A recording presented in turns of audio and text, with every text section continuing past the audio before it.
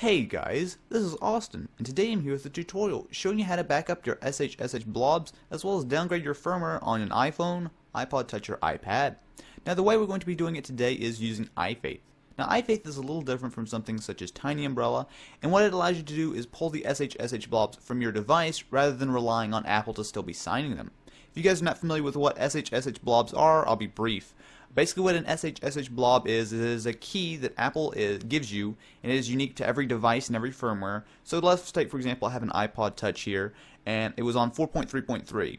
And if I ever want to get back to that 4.3.3 firmware, I'm going to need the SHSH blob. And the only way to get that ordinarily is to have captured it using some program while Apple was still signing that.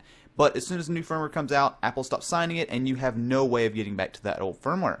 However, with iFaith, it works a little differently. Instead of relying on Apple, it actually pulls the SHSH blob off of your device.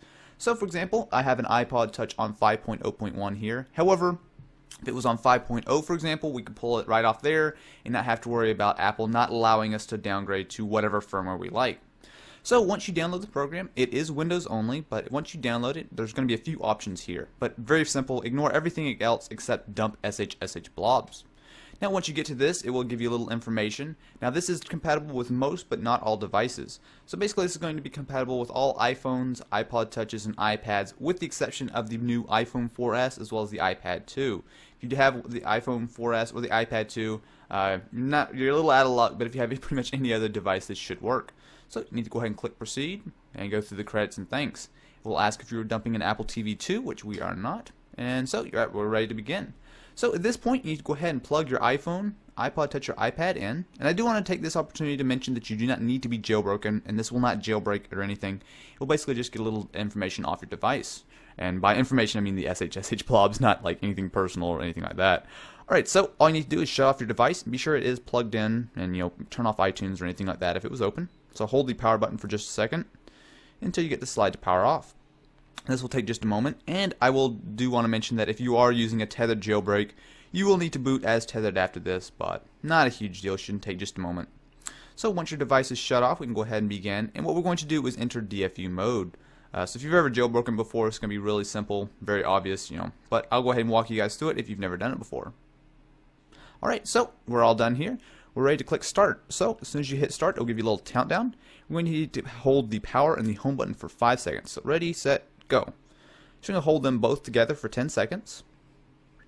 And of course it has a nice countdown timer. But again, if you've ever done DFU mode, you can probably do it in your sleep. But alright, and we're going to release the power button and just continue holding the home button. And it's as simple as that. It always says 30 seconds, but in my expertise, it usually is more like 10, 15 seconds, something like that. But we'll just continue waiting here until it gives us the go ahead.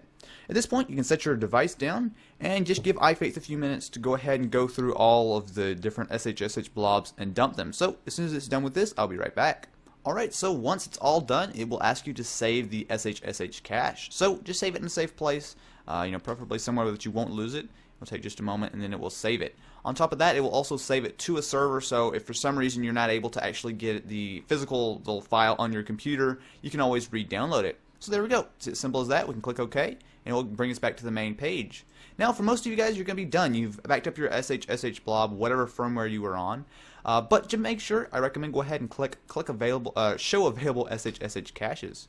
So just allow it to give it a second, with your device, of course, still plugged in, and it will pull up all the SHSH caches you have. So for example, you can see I have 4.3.3 as well as 5.0.1, which I just did. Anyway guys, that's about it. If you ever want to downgrade to that firmware, all you need to do is click Build Signed IPSW with Blobs, and then just simply restore it in iTunes, and you will be back to whatever firmware that you had the SHSH blob for. Anyway guys, if you enjoyed this video, definitely be sure to leave it a thumbs up, and if you're interested in more videos like this, be sure to subscribe.